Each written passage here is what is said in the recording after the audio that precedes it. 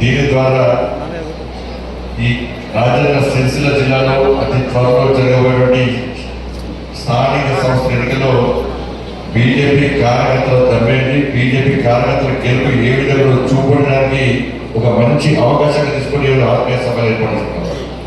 దాని యొక్క జయంతి కార్యక్రమం పొట్టి శ్రీరాములు గారి యొక్క జయంతి కార్యక్రమం. కాంగ్రెస్ పార్టీ ఆర్య వైశ్యుల వ్యతిరేక party Congress party, Congress party Dalit వ్యతిరేక party Congress party. Potti Sriramulu garu Telangana వ్యతిరేకి కాదు. ఆయన మద్రాసులో పుట్టినప్పటికీ ఆంధ్రప్రదేశ్ మద్రాసు రాష్ట్రంలో ఉన్నప్పుడు ఆంధ్రప్రదేశ్ ను మద్రాసు నుంచి వేరు చేయాలని చెప్పి ఉద్యమం చేసి అసలు భాష వ్యక్తి తప్ప తెలంగాణకు వ్యతిరేకంగా పోరాటం చేసిన వ్యక్తి కాదు పొట్టి శ్రీరాములు గారు. ఇవాళ హరిజనులను దేవాలయాలకు రానియని పరిస్థితిలో ఆ కాలంలో హరిజనులందరికీ దేవాలయాల్లో ప్రవేశం కల్పించాలని చెప్పి దీక్షలు చేసినటువంటి గొప్ప వ్యక్తి పొట్టి శ్రీరాములు గారు. ఇలా మహాత్మా గాంధీ గారిని ఒప్పించి హరిజనులకు దేవాలయంలో ప్రవేశం కల్పించాలని చెప్పి శాసనం చేసిన గొప్ప వ్యక్తి పొట్టి శ్రీరాములు గారు. వాళ్ళ గాంధీ మహాత్ముడే చెప్పాడు. పొట్టి శ్రీరాములు గారు ఎమర్జెన్సీ అప్పుడు ఉద్యమ స్వాతంత్ర పోరాటంలో 3 సార్లు చేరిపోయాడు.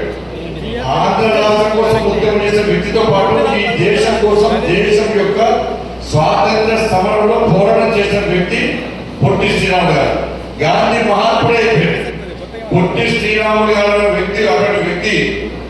ఇటువంటి పొట్టి శ్రీరాములు గారి వ్యక్తులు ఒక 10 మంది ఉంటే 1 సంవత్సరం ముందే స్వాతంత్రం వచ్చేదని చెప్పి చెప్పారు. గాంధీ మహాత్ముడు అటువంటి గొప్ప వ్యక్తి. అటువంటి గొప్ప వ్యక్తి తెలుగు విశ్వవిద్యాలయం పేరు పొట్టి శ్రీరాములు గారి పేరుంటే ఆయన ఆంధ్ర రాయలసీమ అని చెప్పి మన రాష్ట్ర ముఖ్యమంత్రి గారు ఆయన పేరు తీసేసి సురవరం ప్రతాప్ రెడ్డి గారి పేరు పెట్టి. నిజంగా సురవరం ప్రతాప్ రెడ్డి గారు చాలా గొప్ప వ్యక్తి, గొప్ప రచయిత, తెలుగు భాషను ఉద్ధరించిన వ్యక్తి, మంచి జర్నలిస్ట్. దాన్ని ఏం అనలేదు. నిజంగా ఆయన ఎక్కడ ఉన్నా ఆయనే బాధపడుతుంది రేవంత్ రెడ్డి గారి నిర్ణయం వల్ల. అదే పొట్టి శ్రీరాములు గారు పేరు చేసి నా పేరు పెడతారా ఆయనే బాధపడదు. నేను ఏమంటున్నా రేవంత్ రెడ్డి గారిని మనం అంటున్నాం కదా. ఎన్టీ రామారావు చాలా గొప్ప వ్యక్తి. మరి ఎన్టీ రామారావు ఆంధ్ర రాయలసీమ సంవత్సరం వ్యక్తి, మరి ఎన్టీ రావు పేరు చేస్తావా? కాసు బ్రహ్మానంద రెడ్డి ఆంధ్ర సంవత్సరం వ్యక్తి, ఆయన శ్రీరాములు గారి పేరు చేస్తావా? నీలం సంజయ్ రెడ్డి గారు ఆంధ్ర సంవత్సరం వ్యక్తి, మరి ఆయన పేరు చేస్తావా? మరి డబ్బులు తీసేసే డబ్బు నీకుందా? అంటే వాళ్ళకొకరు పొట్టి శ్రీరాములు ఒకరు. పొట్టి శ్రీరాములు గారు కోసం తెలంగాణ వ్యక్తికి కాదు, తెలంగాణ ఉద్యమం లేదు ఆ సమయంలో. ఆయన మద్రాసు ఆంధ్ర రాష్ట్రాన్ని వేయాలని మాత్రం చెప్పాడు.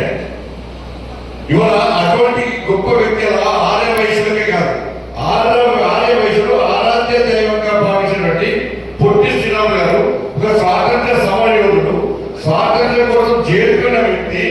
అటువంటి వ్యక్తిని అవమానపరిచే విధంగా, ఆర్య వైద్య సమాజాన్ని అవమానపరిచే విధంగా రేవంత్ రెడ్డి గారు వివరించిన తీరును మన హిందూ సమాజం, ఆర్య వైద్య సమాజాన్ని ప్రతి భారతీయుల గ్రహించాల్సిన అవసరం. ఇంత ఘోరం అన్న అంటే ఆయన అనుకుంటోడి, ఆయన అనుకుంటోడు. అసలు ఆయన పద్ధతి రేవంత్ రెడ్డి గారి పాలసీ ఏంటి, నీ ఆలోచన ఏంటి? కాబట్టి భారతీయ జనతా పార్టీ రాష్ట్ర ముఖ్యమంత్రి గారు నిర్ణయాన్ని తీవ్రంగా వ్యతిరేకిస్తున్నాం. ఆర్య వైశ్యులను హరిజనులను ఇది అవమానించండి. ఇవాళ నీకు దమ్ముంటే నేను చేసిన సవాలు స్వీకరించే దమ్ము నీకున్న రాష్ట్ర ముఖ్యమంత్రి గారు చెప్పాలి. కాబట్టి ఇటువంటి పరిస్థితి మంచిగా స్వాతంత్ర సమాజంలో స్వాతంత్ర సమాజంలో గుర్తించాలి. అంటే వ్యక్తి ఏ రాష్ట్రమా, ఈ రాష్ట్రం కూడా, ఆ రాష్ట్రం కూడా, ఈ కులం కూడా, ఆ కులం కూడా ముఖ్యం కాదు. ఈ దేశం కోసం, ఈ సమాజం కోసం, ఈ ధర్మం కోసం ఎవరైతే ప్రాణత్యాగం చేశారో వాళ్ళని స్ఫూర్తిగా తీసుకొని రాబోతులకు స్ఫూర్తిగా ఉండాలని చెప్పి విగ్రహాలు పెడతాం. వాళ్ళ చరిత్ర చెప్పుకుంటాం. మనం పుస్తకాల వల్ల పాఠ్యాంశాలుగా చేస్తాం. మనం ఇది చరిత్ర, ఇది సంస్కారం అనేది. కానీ ఆ రాష్ట్ర పైన, ఈ దేశం పైన, ఈ కుల పైన, ఆ కుల పైన వీళ్ళ చరిత్ర ఉచ్చనీయమని చెప్పి స్వాతంత్ర సమరం చరిత్రను నిర్వహిస్తారంటే ఇక్కడ రాహుల్ గాంధీ చేశాడు. ఆ యూరోప్ ఏం చెప్పిండు? యూరోప్ దేశం అట మన దేశంలో వ్యవహారంలో వారు ఇన్వాల్వ్ అన్నమాట. మీరు మా దేశంలో వ్యవహారంలో మీరు రండి, మీరు జోక్యం చేసుకొని రాహుల్ గాంధీ ఆలోచిస్తారు అంటే కాంగ్రెస్ విధానం అర్థం చేసుకోవాలి. మరి ఈ తెలంగాణ రాష్ట్రంలో దౌర్భాగ్యమైన పాల్గొంటారు. మన విషయానికి వస్తే గోపి గ్రూప్ బీజేపీ గ్రూప్ ఇక్కడ అందరూ కూడా ఒక ఫ్యామిలీ, ఒక కుటుంబం. ఎందుకంటే మొన్న ఎమ్మెల్సీ ఎన్నికలు చూసింది. నాకు పొద్దున్నే నరేంద్ర గారు కలిసింది. ఆల్మోస్ట్ నరేంద్ర గారు పొద్దున్నే కలిసింది. నేను చెప్పిన అన్నా మీ నాయకుడు ఒకటి మమ్మల్ని మా కార్యకర్తలు గెలిపించమని. నిన్ను మీ నాయకుడు ఒకటి మమ్మల్ని మాత్రం మా కార్యకర్తలు ఇంట్లో గెలిపించారు. అవునా కదా? ఏ పండించిన కార్యకర్తలు 25 ప్రభావి 50 ప్రభావి పేరుతో ఒక్కొక్క కార్యకర్త పెద్ద మీసా వేసుకొని 15-20 రోజులు దుమ్ము పండించినారు. పోలింగ్ రోజు ఒక్కొక్క బూత్ దగ్గర కార్యకర్తల సంఖ్య చూస్తే కాంగ్రెస్ ప్రిఫరెన్స్ పేరు బీఆర్ఎస్ అనట్లేదు. బీఆర్ఎస్ ఇక్కడ ఉన్న యువరాజు ఇక్కడ అంటే సిరిసిలో ఉపయోగించు రాజన్న సిరిసిలాగా సమస్య పెడుతున్నారు ఉపయోగించు. నేను ఏడా మీటింగ్ అని మేము చెప్తాను. ఎందుకంటే ఆ దరిద్ర పాలనలో ఆ కుటుంబ పాలనలో ఇవాళ ఎన్ని ఇబ్బందులు పడ్డారు, ఎన్ని ఇబ్బందులు. ఆ రోజు వాళ్ళు ఉంటారు, ఈ రోజు నక్సలగడ డేంజర్కి అంత ఘోరంగా పాల్గొన్నారు. ఇలా అప్పుడు 5 దోసుకున్నారు. కేసీఆర్ కుటుంబంలో 5 దోసుకున్నారు. కాంగ్రెస్ పార్టీ వచ్చాక ఇప్పుడు 5 మొత్తం దోసుకున్నారు. అప్పుడు ఎదురే ఇప్పుడు ఎదురే. కాబట్టి ఇవాళ భారతీయ జనతా పార్టీ కారణంగా మనకి సిరిసిల్ల జిల్లాలో నెక్స్ట్ స్థానిక సంస్థలు ఎన్నికలు రాబోతున్నాయి. మా ఎలక్షన్స్ అయిపోయినాయి.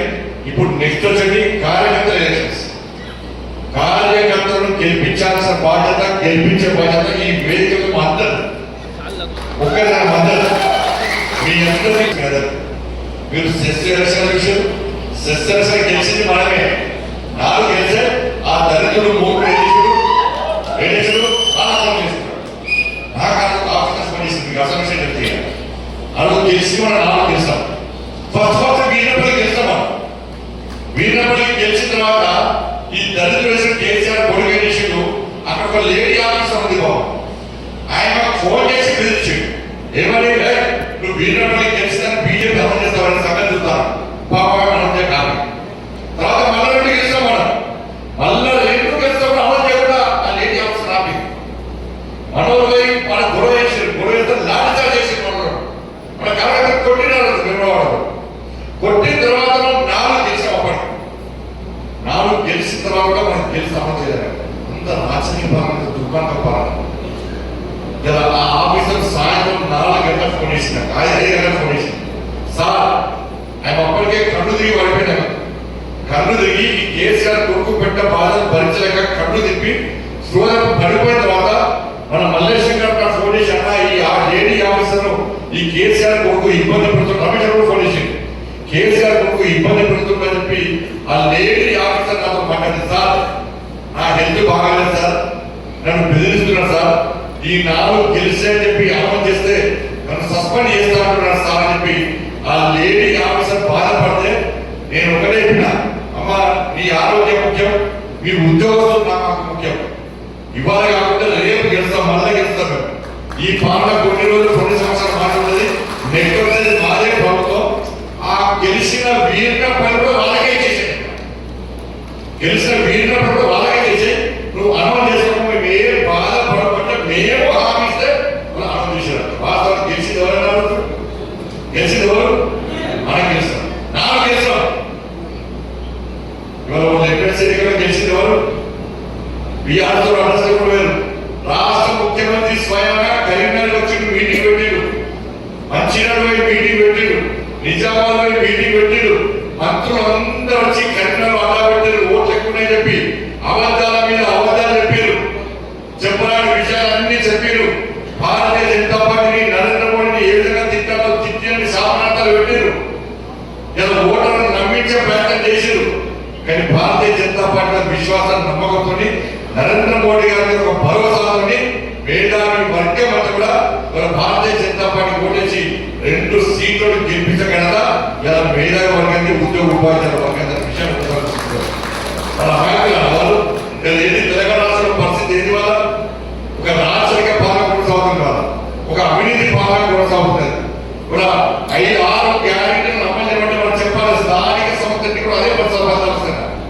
మీరు ధైర్యం ఉండండి, కార్యకర్తలు ధైర్యం ఉండండి. లోకల్ బాడీ ఎన్నికలు కూడా తెలంగాణ రాష్ట్రంలో మన రాజ్యాంగ శిక్షణ వచ్చినా కూడా మొన్న ఎమ్మెల్సీ ఎన్నికల్లో ఏ విధంగా ఫలితాలు వచ్చాయో అవే సేమ్ ఫలితాలు లోకల్ బాడీ ఎన్నికల్లో పక్కా వస్తాయి.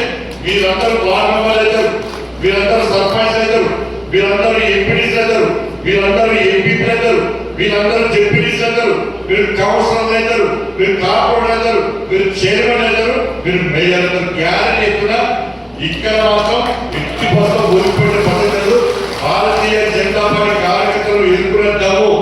ఈ తెలంగాణ రాష్ట్రంలో ఏ పార్టీకి లేదు అని చెప్పి మళ్ళా ఉన్న ఈ పార్లమెంట్ ఎన్నికల తర్వాత, శాసనసభ ఎన్నికల తర్వాత, మన శాసన మండలి ఎన్నికలో భారతీయ జనతా పార్టీ కార్యకర్తలు దమ్మెలో చూపించారు. దేశవ్యాప్తంగా చర్చ జరుగుతున్నది. ఎందుకు చేస్తున్నామంటే ఇలా నరేంద్ర మోడీ గారు చేసిన భారతీయ జనతా పార్టీ కార్యకర్తలు కొట్లాడిన తీరు, దాంతోపాటు ఈ తెలంగాణ రాష్ట్రంలో కాంగ్రెస్ పార్టీ మీద ప్రజలకు ఉన్న వ్యతిరేకత విషయాన్ని ఒక్కసారి మనం గుర్తుంచుకోవాల్సిన అవసరం. వాళ్ళ తెలంగాణ రాష్ట్రం పూర్తి అప్పుల పాలన. కేసీఆర్ పాలనలో 7 లక్షల కోట్లు అప్పు అయితే కాంగ్రెస్ పార్టీ వచ్చి 15 నెలలైంది. ఇప్పటికే 1,50,000 కోట్లు అప్పు చేసి ప్రతి నెల 10,000 కోట్ల రూపాయలు అప్పు తీసుకొస్తున్నారు. ఇంకొక 3 సంవత్సరాలు ఈ ప్రభుత్వం ఉంటే ఇలా 10 లక్షల కోట్లు తెలంగాణ రాష్ట్రంలో అప్పులైతే శ్రీలంక పరిస్థితి తెలంగాణ రాష్ట్రంలో వచ్చే ప్రమాదం తెలంగాణ రాష్ట్రంలో. ఇవాళ మనకు ఈ పంటలో పైసలు ఇవ్వడం, ఈ పంటలు ఆ పంటలు వేస్తారు. నేను తెలంగాణ రాష్ట్ర బ్రాండింగ్ ఇమేజ్ పెరగాలంటే, దేశవ్యాప్తంగా తెలంగాణ గురించి చర్చ జరగాలంటే రాష్ట్ర ముఖ్యమంత్రి గారు మీరు ఇచ్చిన 6 గ్యారెంటీలను అమలు చేస్తే తెలంగాణ బ్రాండ్ ఇమేజ్ ఉంటుంది దేశవ్యాప్తంగా. 2,500 రూపాయలు మహిళలకు ఇస్తారు. ఇస్తే తెలంగాణ బ్రాండ్ ఇమేజ్ పెరుగుతుంది. వాళ్ళ తులం బంగారం ఇస్తారు. తెలంగాణ బ్రాండ్ ఇమేజ్ పెరుగుతుంది. వాళ్ళ స్కూటీలు కొనిస్తారు.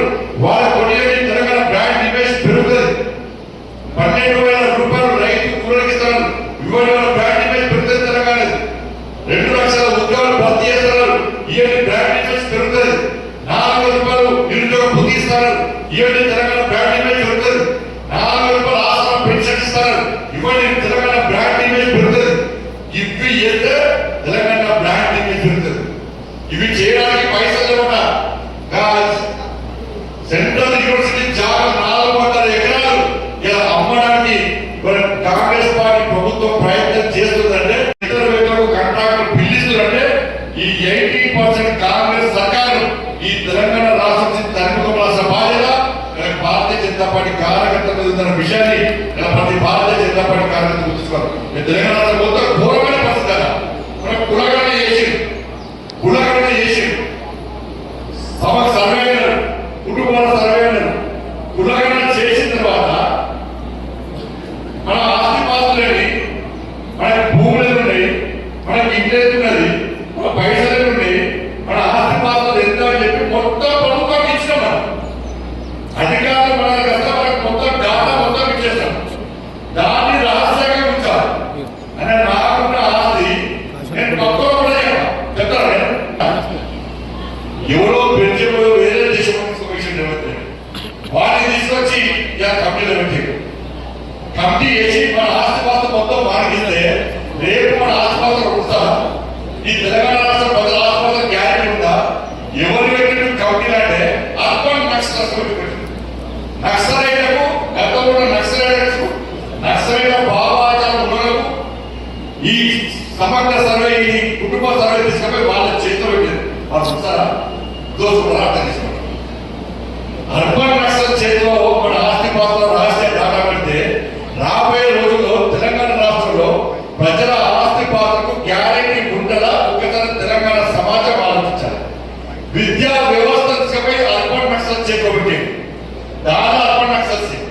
ఇవాళ నరేంద్ర మోడీ గారు కళల ద్వారా ఈ జాతిని సంఘటితం చేయాలని చెప్పి నరేంద్ర మోడీ గారు కళ ద్వారా ఇలా కాంగ్రెస్ పార్టీ ప్రభుత్వం ఏమో తెలంగాణ రాష్ట్రంలో తుపాకీ రాజ్యం రావాలని కాంగ్రెస్ పార్టీ అనుకుంటున్నారు. శాంతి భద్రతను కాపాడాల్సిన కాంగ్రెస్ పార్టీ ఈరోజు సమస్య సృష్టించే ప్రయత్నం చేస్తున్నారు. కానీ అన్ని విషయాలు మనం ఆలోచించాల్సిన అవసరం. కాబట్టి ఇటువంటి పరిస్థితుల్లో ఇలా భారతీయ జనతా పార్టీ తెలంగాణ రాష్ట్రంలో ముందుకు సాగిస్తున్నాం.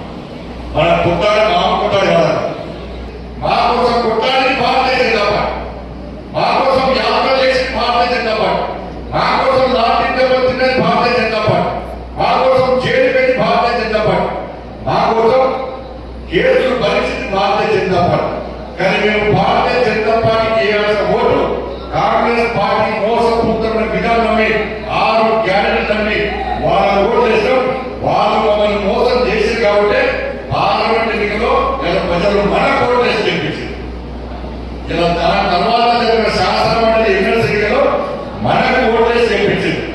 నెక్స్ట్ జరిగే ఏ ఎన్నికలు కూడా ఈ తెలంగాణ రాష్ట్రంలో ప్రజలు ఓటు వేసేది కేవలం భారతీయ జనతా పార్టీకి అనే విషయాన్ని ఒకసారి గుర్తుంచుకొని ప్రజలు మన వైపు ఉన్నారు, ప్రజలందరూ మన వైపు ఉన్నారు. ఎప్పుడు ఎన్నికలు వచ్చినా, ఉప ఎన్నికలు వచ్చినా, ఏ ఎన్నికలు వచ్చినా కూడా తెలంగాణ రాష్ట్రంలో అధికారం వచ్చేది Bharatiya Janata party. Congress party ప్రతిసారి కేంద్రం ఏమిచ్చింది ఇవన్నీ మాట్లాడి పోయాక కేంద్రం ఇస్తారు. పనిసంపై కేంద్రం నుంచి నిధులు తీసుకురావాలి, కేంద్రం నిధులు ఇచ్చిందా, కేంద్రం అన్ని కేంద్రం వేసాక మరి నువ్వు వేసేది నువ్వేమిచ్చావు తెలంగాణ రాష్ట్రానికి? 1,50,000 కోట్లు దేనికోసం అప్పు చేస్తావు? అరే 7 లక్షల అప్పు వాళ్ళు వేశారు, అప్పుడు తీస్తాను. 5 గ్యారెంటీలు అమలు చేస్తాను. మనం 6 గ్యారెంటీలు నరేంద్ర మోడీ గారు పైసలు ఇస్తేనే అమలు చేస్తావా? ఎవరిని హామీ ఇచ్చినావు? ఎవరిని హామీ ఇచ్చినావు? వాళ్ళ మోడీ గారి ప్రభుత్వం మీద గ్రామాలను నిధులుస్తున్నారు. గ్రామ పంచాయతీ ఎన్నికల్లో ప్రజలు అదే తీర్పిపోతున్నారు. గ్రామ పంచాయతీ ఎన్నికల్లో ఇలా మా గ్రామానికి సడక్ యోజన ద్వారా రోడ్లు వచ్చినాయి, మా గ్రామానికి ప్రభుత్వం వచ్చింది నరేంద్ర మోడీ గారి పైసలతోనే, మా గ్రామంలో టాయిలెట్స్ కట్టింది నరేంద్ర మోడీ గారి ప్రభుత్వంలోనే, మా గ్రామంలో శ్మశాన వాటిక కట్టింది నరేంద్ర మోడీ గారి ప్రభుత్వంలోనే, మా గ్రామంలో పేదలకు బియ్యం వచ్చేది నరేంద్ర మోడీ గారి ప్రభుత్వంలోనే, మా గ్రామంలో స్త్రీలు ఇచ్చేది నరేంద్ర మోడీ గారి ప్రభుత్వంలోనే, మా గ్రామంలో లైట్లు వచ్చేది నరేంద్ర మోడీ గారి ప్రభుత్వంలోనే.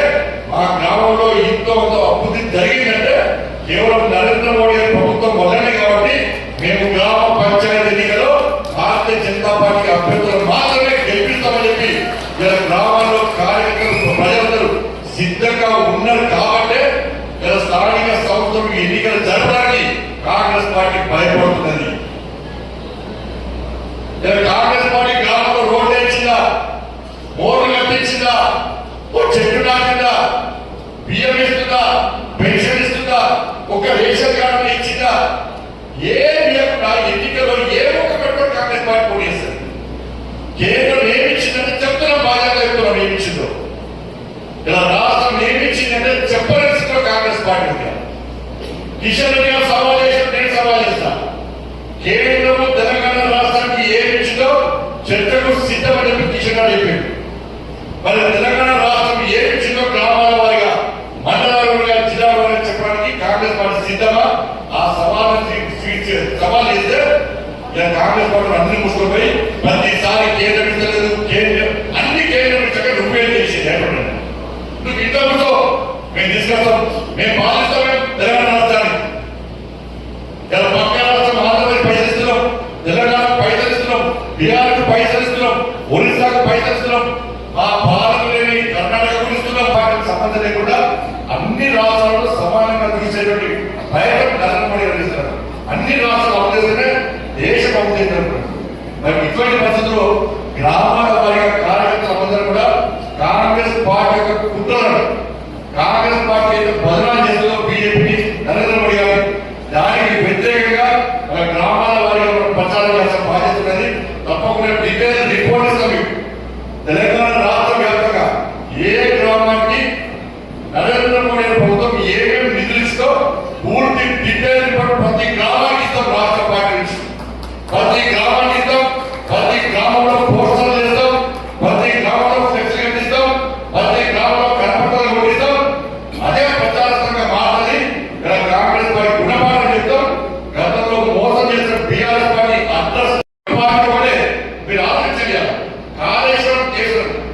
ఇదే రేవంత్ రెడ్డి గారు ఏమన్నారు, మా ప్రభుత్వం రాని, మా ప్రభుత్వం వచ్చాడంటే కేసీఆర్ చేయకపోతామని, కేసీఆర్ కుటుంబాన్ని చేయకపోతారు అన్నాడా లేదా? మరి ఏమైంది? నిజంగా భారతీయ జనతా పార్టీ ప్రభుత్వం వచ్చేస్తే కేసీఆర్ కుటుంబంలో ఒక్క కూడా భయపడకూడదు, అర్థం చేయకూడదు. ఇలా ఫోన్ ట్యాపింగ్ జరిగింది, ఈ శిక్షణ జరిగింది, ఆ సీఐ ఇక్కడనే ఇక్కడ అరెస్ట్ చేసింది, ఇక్కడ యువరాజుకు చెప్పకుండా ఫోన్ ట్యాపింగ్ జరిగిందా? తర్వాత ఇలా ఫోన్ ట్యాపింగ్ చేసిన వ్యక్తులు జైలుకు పోయే సందర్భంలో ఏం చెప్పారు, మాకు పెద్ద కేసీఆర్ ఇద్దరే ఫోన్ ట్యాపింగ్ చేస్తామని చెప్పాడు. అన్నప్పుడు కేసీఆర్ కేసు పెట్టారా లేదా? ఒక్క నోటీస్ చేయాలి, ఒక్క నోటీస్. ఆ దొంగలు మారిపోయారు. ఎప్పుడు మారిపోయారు? రేవంత్ రెడ్డి గారు ముఖ్యమంత్రి అయిన రేవంత్ రెడ్డి గారు కలంతో మారిపోయారు విదేశాలు. కాంగ్రెస్ ప్రభుత్వం ఏర్పడగానే దొంగలు మారిపోయారు. ఇప్పుడు మనం పక్కరావాలి, వాళ్ళకు భారీ బాగుంటారు, మనం పక్కరావాలి, వాళ్ళు భారతిస్తున్నారు. ఫోన్ ట్యాపింగ్ కేసులో ఒక నోటీస్ చేయలేదు, అరెస్ట్ చేయరు. కాళేశ్వరం కేసులో ఒక నోటీస్ చేయరు, అరెస్ట్ చేయరు. డ్రగ్స్ కేసులో ఒక నోటీస్ చేయరు, అరెస్ట్ చేయరు. ఇలా విద్యుత్ కొనుగోలు విషయంలో కనీసం కేసీఆర్ విచారణ ఎంక్వైరీ క్లోజ్. ఆ ఎంక్వైరీ రిపోర్ట్ ఇచ్చుకోండి, ఎంక్వైరీ రిపోర్ట్ ఏమైందో ఇవ్వదు, దాని మీద నోటీస్ చేయరు. ఫార్మ్ హౌస్ కేసు నోటీస్ చేయరు. కిడ్నీ కేసు 5 ఈ ఫార్ములా కాలేజ్ దాని మీద కేసులు, ఇప్పటికే 5 కేసులు ఇలా రేవంత్ రెడ్డి గారి చేతిలో ఉన్నాయి. దాని మీద ఒక్క నోటీస్ కేసీఆర్ కుటుంబానికి ఇచ్చిందా? ఒక్క కేసును వాళ్ళ మీద పెట్టిందా?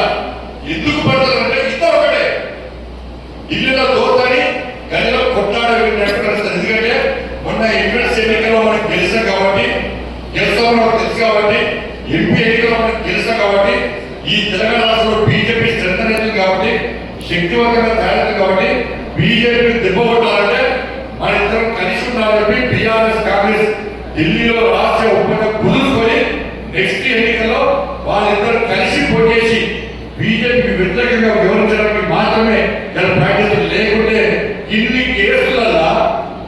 కేసులలో ఒక్క నోటీస్ ఇవ్వకుండా కేసీఆర్ కాపాడుతున్నారు, రేవంత్ రెడ్డి గారు కాపాడుతున్నారు. కేసీఆర్ కాంగ్రెస్ పార్టీ కాపాడుతుంది. ఇలా తెలంగాణ సమాజం వాస్తవం కదా ఆలోచించారు. ఇవన్నీ లెక్కలు, లోకల్ బాడీ ఎలక్షన్స్ అయినా ఇవన్నీ లెక్కలు వస్తాయి. ఇవన్నీ లెక్క తీసుకొస్తాం బాగా వదిలిపెట్టిన ప్రసక్తులు. కాంగ్రెస్ పార్టీ ఎక్కడ గెలవలేస్తాం, బీఆర్ఎస్ పార్టీ అడ్రస్ గెలలేదు. తెలంగాణ రాష్ట్రంలో లోకల్ బాడీ ఎన్నికల్లో 80% ఇలా భారతీయ జనతా పార్టీ గెలుస్తుంది, గెలిచి తీరుతుంది. ప్రతి భారతీయ జనతా పార్టీ కార్యకర్త ఇలా తెలంగాణ రాష్ట్రంలో ప్రజాప్రతినిధి కాబోతున్న విషయాన్ని ఈ సందర్భంగా స్పష్టం చేస్తూ, రాజన్న సిరిసిల్ల జిల్లాలో సరే గతంలో ఏం జరిగిందో జరిగింది. ఇప్పటి నుంచి మళ్ళీ చెప్తున్నాను, నేను రిక్వెస్ట్ చేస్తున్నాను అండి, ఇది వారికి ఇస్తున్నాను. దయచేసి ఎక్కడ చిన్న క్రమశిక్షణ తప్పినా ఇప్పటి నుంచి క్షమించే ప్రసక్తి లేదు. కార్యకర్తలు ఎంత కలిసినారో నాయకులు అట్నే కలిసినారు. ఒక ఫ్యామిలీ, ఒక కుటుంబం, మీకు చిన్న సమస్యలు ఉంటే ఒక రూమ్ లో కూర్చొని మాట్లాడుకునే ప్రయత్నం చేయండి. సోషల్ మీడియా ద్వారా కానీ, మీడియాకు లీక్ గురించి కానీ, లేకుంటే మీటింగ్ జరిగినప్పుడు కొట్లాడుకుంటే మాత్రం అది ద్రోహం చేస్తాడు. పార్టీ మీటింగ్ లో కొట్లాడే, పార్టీ సిద్ధాంతాలు వ్యతిరేకంగా వివరిస్తే అది కన్న తల్లికి ద్రోహం చేస్తాడు. పార్టీ అనేది ఒక తల్లి లాంటి, మనందరం కలిసి కూడా మనం అందరం ఉంటాం. ఇలా ఇంతమంది మనం కలిసి కాబట్టి మెంబర్షిప్ చేస్తాం, మన ఎమ్మెల్సీ ఎన్నికలు గెలుస్తాం, పార్లమెంట్ ఎన్నికలు గెలుస్తాం, నెక్స్ట్ ఎన్నికల్లో స్థానిక సంస్థ ఎన్నికలు గెలవబోతున్నాం. మనం అందరం కలిసిన కాబట్టి బీఆర్ఎస్ ఆశావరం వ్యతిరేకంగా పోలీసులు ఎంత ఇబ్బంది పెట్టినా కూడా ఇప్పుడు ఫైట్ చేస్తాం, మన మీద కేసుల్లో ఫైట్ చేస్తాం. అంత హీరోల పార్టీ భారతీయ జనతా పార్టీ రాష్ట్ర సృష్టించారు. కానీ ఈ వాతావరణాన్ని మనం కాపాడవలసిన బాధ్యత. ఈ వాతావరణాన్ని చెరగొట్టే ప్రయత్నం చేయాలి. ఎవరో ఒకరు ఇద్దరు చెరగొట్టే ప్రయత్నం చేస్తే కంపల్సరీ చేయాలి. బండి సంజయ్ లేకుండా పార్టీ వస్తుంది. బండి సంజయ్ పార్టీ వల్ల బండి సంజయ్ గుర్తింపు వచ్చింది. పార్టీ పక్కబట్టి బండి సంజయ్ పక్క చెందిన బండి సంజయ్ కుక్క దగ్గర రాసిపెట్టుకోండి. పార్టీ ఫైనల్, పార్టీ జెండా, పార్టీ కడువ మెడల్ లేకుంటే భారతీయ జనతా పార్టీ లేకుంటే బండి సంజయ్ కొట్టే. ఇది ప్రతి భారతీయ జనతా పార్టీ పరిస్థితి కార్యకర్త పరిస్థితి. అప్పుడు నేను లేకుండా